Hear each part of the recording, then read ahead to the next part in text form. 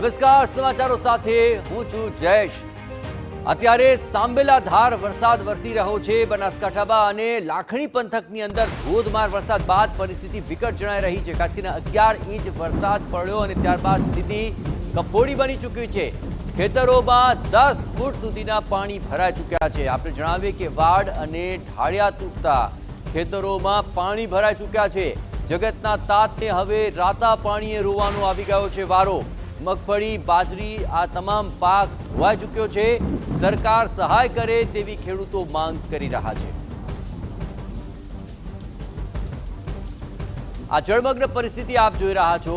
ખેતરોમાં પાણી ઘૂસી ચૂક્યા છે। અહીં 11 ઇંચથી પણ વધુ વરસાદ વરસી ગયો અને તેને કારણે અહીંના ઢાળિયા અને પાળ તૂટી ચૂક્યા છે, વાડ તૂટી ચૂકી છે અને તેની સીધી અસર ખેતરો પર વર્તાઈ રહી છે અને ખેતરોની અંદર મોટા પ્રમાણમાં પાણી ધસી ગયા છે, જેને કારણે પરિસ્થિતિ વિકટ।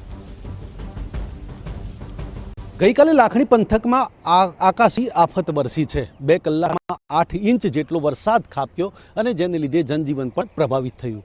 ખાસ કરીને ખેડૂતોને આ વરસાદથી નુકસાન પહોંચ્યું છે। હું જે દ્રશ્યો બતાવીશ તે લાખણી તાલુકાના જે ખેતરોના છે, જ્યાં 10 ફૂટ જેટલું આ ખેતરોમાં પાણી ભરાયું છે। સમગ્ર પંથકમાં આ દશા છે અને જેના લીધે ખેડૂતોને મુશ્કેલીઓ ભોગવવાનો વારો આવ્યો છે। અહીંયા સ્થાનિક કેટલાક ખેડૂતો છે, તેમની સાથે પણ વાત કરીશું કે લાખણી પંથકમાં જે આકાશી આફત હતી તે વરસી છે અને જે પ્રકારે ગઈકાલે વરસાદ વરસ્યો છે, કેટલું નુકસાન થયું છે, ખેતરોમાં પાણી ભરાયા છે, શું પાક હતો? મગફળીનો પાક હતો। ખૂબ અચાનક વરસાદ આવી અને બંધા તોડી નાખ્યા। ખેડૂતોને ખૂબ નુકસાન છે ભારી। કોઈને મગફળીના 20 કટા 25 કટા વાયેલા મગફળીના ફેલ ગઈ ગયા। ખેડૂત હવે હાલ લાખણી તાલુકાનો ખેડૂત બરબાદ છે। લાખણી તાલુકાના ખેડૂતને સરકાર કોઈ સહાય આપે એ વિનંતી છે અને ખેડૂતોને હવે કોઈ હાલત નથી। સાફ થઈ ગયો વાવેતર, ખેડૂત બરબાદ થયેલા બેઠા છે, એ ખેડૂતોને કોઈ હાલત નથી। ખેડૂતોના વાડો ભાગી ગઈ છે, ધબલા કોઈ પણ નથી રહી, ફેન્સી વાડો તૂટી ગઈ છે, ખેડૂત બેઠા છે, ખેડૂતોને કોઈ હાલત નથી અને ખેડૂત માગી રહ્યા છે, સરકાર કને વિનંતી કરી રહ્યા છે। જે પ્રકારે તમારું પણ ખેતર છે, કેટલું પાણી ભરાયું છે, કેટલા ફૂટ પાણી ભરાયું છે અને શું પરિસ્થિતિ છે? પાણી 10 ફૂટ જેવો હશે, કારણ કે પાણી અહીંયા તળ ઊંડું છે, ખેતર ઊંડું છે અને ઓળે દોળેથી પાણી આવી અને આખો પાણીથી ખેતર ભરાઈ ગયો છે। 10 ફૂટ જેટલું પાણી છે। એની અંદર મગફળીનો વાવેતર હતો, આખો ધોવાઈ ગયો છે। 1 લાખ રૂપિયાના ખર્ચે વાવેતર કર્યું હતું। હાલ એમાંથી કશું મળે એમ તો શું છે, પણ ચોમાસે વાવવાની ગણતરી અમારી નથી, એટલે હવે અમારે ક્યાં જવું? જે પ્રકારે અહીંયા વરસાદ પડ્યો છે, આખા લાખણી પંથકમાં ખેડૂતોની કેવી પરિસ્થિતિ છે?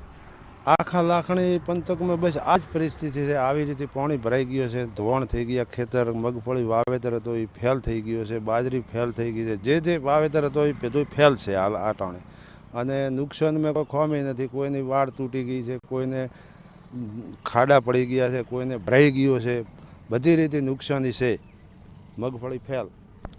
આકાશી આફતે ખેડૂતોને કોઈના ઢાળિયા તૂટ્યા છે, કોઈની વાડો તૂટી છે, તો કોઈના ખેતરમાં પાણી ભરાય છે। મગફળી, બાજરી સહિતના જે પાકો હોય તેમને પણ નુકસાન પહોંચ્યું છે। ત્યારે ખેડૂતોની માગણી છે કે આ આકાશી આફતથી જે નુકસાન થયું છે તે ખેડૂતોને સરકાર વળતર આપે। અતુલ ત્રિવેદી, TV9 બનાસકાંઠા।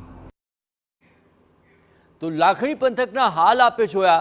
11 ઇંચ જેટલો વરસાદ ખાબક્યો તો અહીં સૌથી વધારે વિકટ પરિસ્થિતિ ખેડૂતોની થઈ છે, કારણ કે ખેતરોમાં 10 ફૂટ સુધી પાણી ભરાયા છે અને આસપાસના જો ગ્રામ્ય વિસ્તારોની વાત કરવામાં આવે તો એ વિસ્તારોમાં કુડા, મોરાલ, દેતાલડુઆ ગામની અંદર બરબાદીના દ્રશ્યો સામે આવી રહ્યા છે। મોટા ભાગના ખેતરો પાણીમાં ગરકાવ છે અને ખેતરોના ધોવાણથી મગફળીનું વાવેતર પાણીમાં તણાઈ ચૂક્યું છે। મોરાલ ગામે ખેતરોમાં પાણી ભરાતા ખેડૂતોની સ્થિતિ હાલ તો કફોડી થઈ ચૂકી છે। સરકારને સહાય કરવા માટે ખેડૂતો કરી રહ્યા છે વિનંતી। ખાસ કરીને કુડા ગામમાં રસ્તા પણ ધોવાઈ ગયા, જેને કારણે સ્થાનિકોને ભારે હાલાકી પડી રહી છે। ટ્રેક્ટરના સહારે બાળકોને શાળાએ મૂકવા જવાની નોબત આવી ચૂકી છે।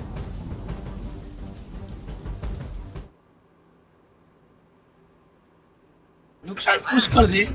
વીઘે 10 થી 12 હજારનો ખર્ચ મગફળીનો કરેલો છે ખેડૂતે। લાખણી તાલુકાના મોરાલ ગામમાં બહુ મોટા પાયે નુકસાન છે। પાળાઓ તૂટી ગયા છે, ખેતરો ધોવાણ થઈ ગયું છે, બિયારણ બધું ફેલ ગયું છે, કારણ કે કાલ અને પ્રમ દિવસે 2 દિવસમાં જ વાવેતર થયું છે અને આ વાવેતરનું પૂરેપૂરું નિષ્ફળ ગયું છે। એટલે સરકારને અમારી ખેડૂત લેખે એક નમ્ર વિનંતી છે કે સરકાર અમને થોડી સહાય કરે. વીઘે મગફળીનું વાવેતર કરવામાં લગભગ 10 થી 12 હજારનો ખર્ચો થયો છે મગફળી વાવેતર કરવામાં, અને એના સાથે સાથે જે અમારા ખેડૂત ખેતીનું ધોવાણ થયું છે કે જમીનનું ધોવાણ થયું છે, 2-2 ફૂટ જેટલી જમીન જે બંધા હોય પાળા હોય એ પણ મોટા પ્રમાણમાં તૂટી અને જમીન આખી ધોવાઈ ગઈ છે અમારી. હું ધોરણ 9માં ભણું છું અને અમારે શાળા જવામાં તકલીફ પડે છે, એટલે અમારા વાલીઓ અમને ટ્રેક્ટર લઈને મૂકવા આવે છે અને અમારા વાલીઓ અમારી ચિંતા કરે છે કે અમને અમારું શિક્ષણ ના બગડે એટલા માટે અમને ટ્રેક્ટર લઈને મેળવા આવે છે, અને અમારે ખેતરમાં 4-4 થી 5-5 ફૂટ જેટલું પાણી ભરાઈ ગયું છે.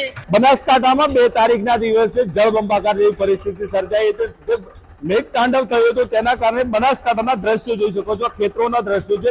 તે લાખણી તાલુકામાં 11 ઇંચ જેટલો વરસાદ પડતા ખેતરો છે તે બેટમાં ફેરવાયા હતા, અને ખેતરો બેટમાં ફેરવાતા પરિસ્થિતિ એવી ઊભી થઈ છે કે ખેડૂતોને પોતાના ખેતરની બહાર નીકળવું હોય તો ટ્રેક્ટરનો સહારો લેવો પડશે. અમે પણ ખેડૂતના ખેતર સુધી પહોંચ્યા તો ટ્રેક્ટરના સહારે પહોંચ્યા છે. ખેતરના આપ દ્રશ્યો જોઈ શકો છો કે ખેતર જે જળબંબાકારની પરિસ્થિતિ છે કે એક જ દિવસની અંદર 2 તારીખે 11 ઇંચ જેટલો વરસાદ પડતા ખેડૂતોની હાલત તે દયનીય બની ગઈ છે. ખેડૂતોએ જે વાવેતર કરેલો મોંઘા ભાવના મગફળી, બાજરી સહિતનો પાક પાણીમાં ડૂબી ગયો છે. તેના કારણે ખેડૂતોને મુશ્કેલી વેઠવાનો વારો આવ્યો છે. ખેડૂતોને ભારે નુકસાન થઈ રહ્યું છે. ખેડૂતોની એક જ માંગ છે કે જે કુદરતનો રૂટ્યો હતો, કુદરત સામે ખેડૂત લાચાર છે, પરંતુ સરકાર તેમનું ભગવાન સમાન છે. સરકાર ખેડૂતોના મદદે આવી ખેડૂતોને થયેલા નુકસાનનું વળતર આપે એવી બનાસકાંઠાના ખેડૂતો આશા રાખી રહ્યા છે.